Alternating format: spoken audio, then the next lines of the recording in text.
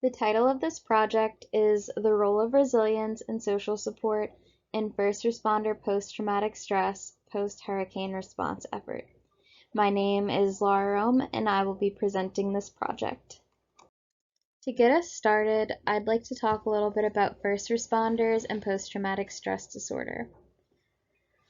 First responders are constantly exposed to critical incidents. What I mean by a critical incident might be something like a fire or a flood or an accident, but in this case we're going to focus a little bit more on hurricanes and disaster.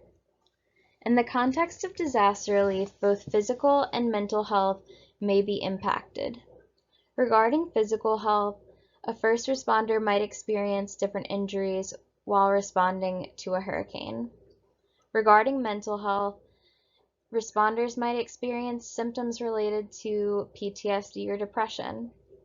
Some symptoms that might show up might be related to intrusion, avoidance, guilt, or blame. There are a variety of other symptoms that a first responder may experience as well. Regarding intrusion symptoms, that might be thinking too much about what happened or constantly thinking about it. It might even mean that the first responder is experiencing nightmares.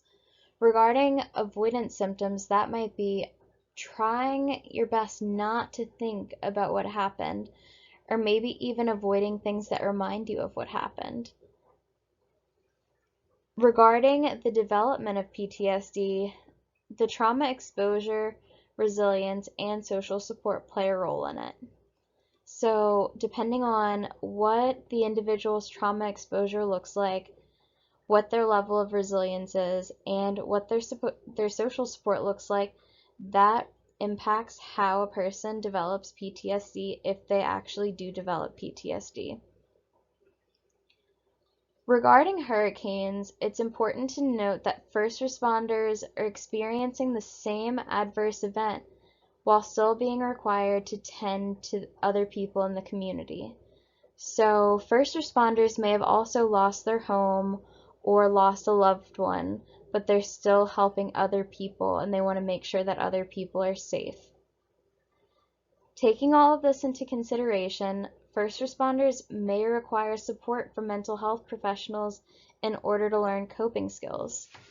Some of these coping skills might be related to mindfulness or breathing techniques or other things that an individual first responder can incorporate into their everyday routine. The next topic that I'd like to focus on is resiliency. Resilience has many definitions, but can often be seen as a positive adaptation to adverse events. Within the framework of hurricane relief, resilience is the ability to cope with the hazards that are both expected and unexpected. What I mean by this is responders often go into a situation with certain expectations.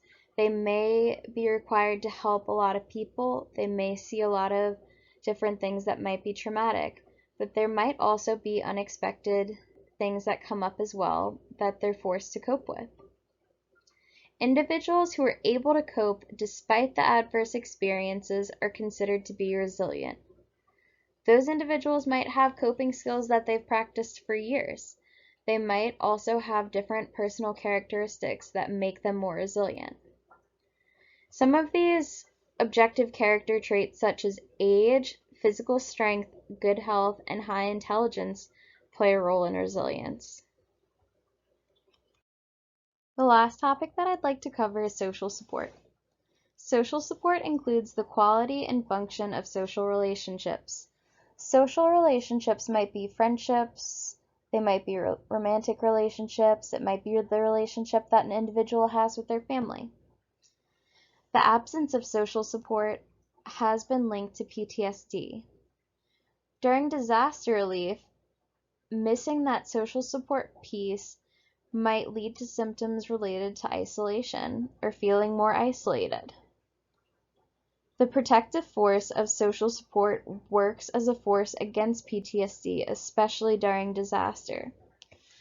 What's tricky about this is oftentimes individuals start responding to events in communities outside of their own, where they don't have the same social support as they did back in their hometown or even home state. That's where resilience comes in. The individual will have to adapt a little bit to the circumstances, whether it's calling family regularly to check in or even just making plans for when they get back home. Lastly, I would like to note that social support is not standard across individuals. Just because one person has 20 people in their social support system and one person has 5 people in their social support system, it doesn't mean that one is better than the other. Lastly, here are my references. Thank you all, and I hope you enjoyed this presentation.